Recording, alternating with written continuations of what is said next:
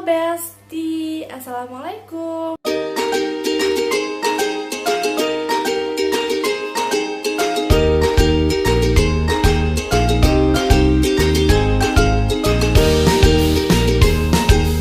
Ketemu lagi kan sama aku, Zulfan Nuril Ramadanti dari Prodi Bimbingan Penjualan Islam Institut Agama Islam Negeri Ponorogo, yang pastinya akan mengajak kalian semua nih untuk belajar bareng lagi. Tahu nggak Besti, topik apa yang hari ini akan kita bahas?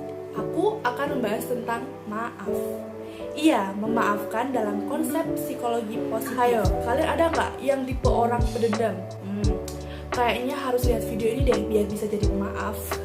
Tidak banyak di opening, mari kita belajar dan mengetahui bareng-bareng bagaimana sih cara memaafkan. Kita sebagai manusia yang tidak bisa hidup sendiri. Oleh karena itu, mengapa kita setiap manusia diharuskan untuk bisa saling berhubungan dengan orang-orang di sekitarnya? Dalam berhubungan antara manusia, tidaklah sempurna. Yang pastinya setiap manusia pernah melakukan suatu kesalahan, dan pasti setiap manusia pernah merasakan sakit hati, marah, kecewa pada orang lain karena kesalahan yang mereka buat. Sebenarnya rasa marah, kecewa, dan sakit hati tersebut wajar loh guys jika ada seseorang yang melakukan kesalahan. Apalagi jika kesalahan tersebut sangat fatal. Terkadang rasa kesalahan fatal tersebut bisa membuat kita selalu memikirkannya.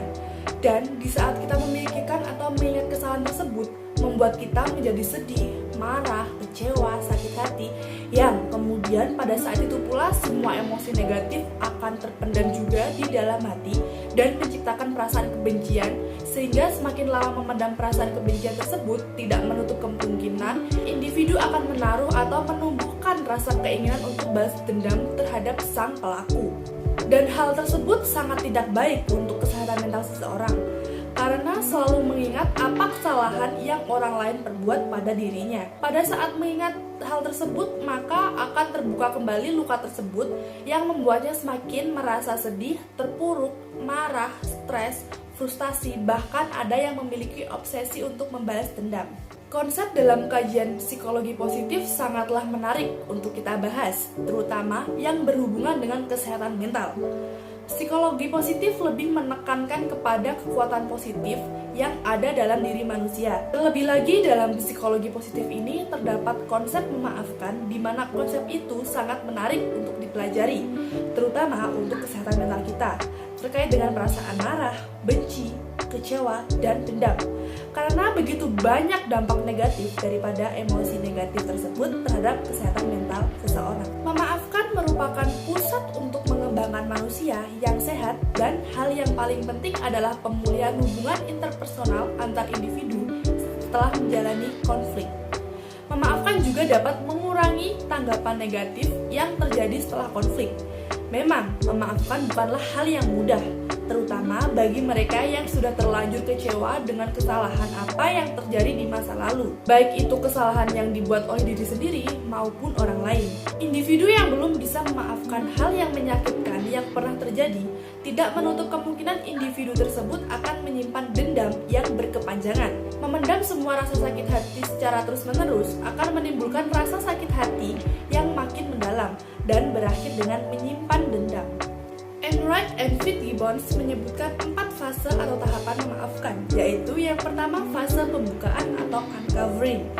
Fase ini adalah konfrontasi atau perlawanan terhadap rasa sakit emosional yang dialami oleh individu yang disebabkan oleh peristiwa yang menyakitkan tersebut. Yang kedua, fase pengambilan keputusan. Dalam fase ini, korban mulai menyadari bahwa pengambilan keputusan untuk mengamalkan akan menguntungkan atau akan berdampak baik bagi dirinya sendiri.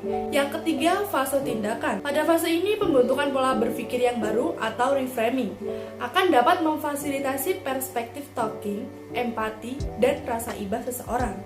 Yang keempat, fase hasil. Pada fase ini, korban akan merasakan kelegaan emosional yang ada pada dirinya dan dapat meningkatkan rasa iba. Dari beberapa fase yang telah saya sebutkan tadi, kita dapat menemukan kesimpulan bahwa yang paling utama dalam proses memaafkan adalah mengkonfrontasi emosi yang berhubungan dengan pengalaman atau peristiwa yang menyakitkan dan dapat menyelesaikannya. Bahkan dapat melepaskan emosi negatif yang tadinya bersarang pada diri individu terhadap terhadap orang yang menyakiti atau pelaku dan dapat mengganti emosi negatif tersebut menjadi emosi positif. Rasulullah Shallallahu Alaihi Wasallam juga berpesan untuk tidak saling membenci, melainkan saling mencintai, sebagaimana para sahabat dahulu kala dan masa Nabi Shallallahu Alaihi Wasallam. Orang yang meneladani Nabi adalah orang yang mengikuti semua nasihatnya dan menjauhi larangannya, sehingga memaafkan itu lebih baik dan dianjurkan daripada menyimpan dendam yang akan merusak kesehatan seseorang. Memaafkan di sini sejalan dengan teori dan konsep Nabi Shallallahu Alaihi Wasallam yang senang dan suka memaafkan orang lain, bahkan orang yang telah berbuat jahat padanya. Nabi sangat sabar menghadapi segala sesuatu dan dengan itu beliau bebas dari sifat dendam. Gimana guys, kalian masih mau jadi orang pendendam? Memaafkan seseorang adalah sesuatu hal yang baik kan? Iya, memang aku tahu kok, prosesnya pasti sangat sulit ya, jika memiliki luka yang mendalam. Tetapi sebagai umat manusia, terlebih lagi umat Islam, kita harus bisa saling memaafkan ya Beasti. Sekian video dari aku, semoga kita bisa jadi orang yang bisa memaafkan ya guys. So, thank you so much for watching, and kapan-kapan lagi.